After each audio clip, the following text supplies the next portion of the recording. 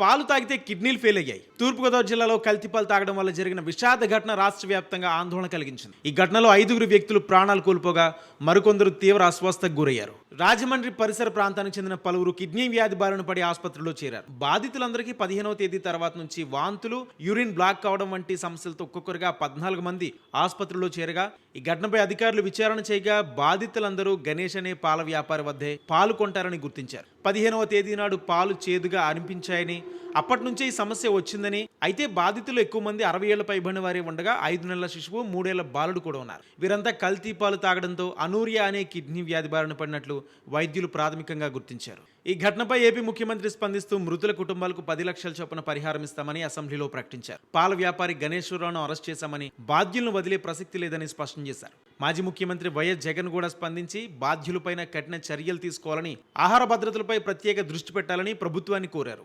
ఎప్పట్లాగే సాధారణంగా సాగిపోతున్న వారి జీవితంలో వాళ్ళు తాగిన పాలు కాలకొట్ట విషయంగా మారిపోయాయి. ఏకంగా కిడ్నీలు ఫెయిల్ అవడంతో ప్రాణాలు కోల్పోయారు. పాల విషయంలో చాలా జాగ్రత్తగా ఉండాలని వైద్యులు హెచ్చరిస్తున్నారు.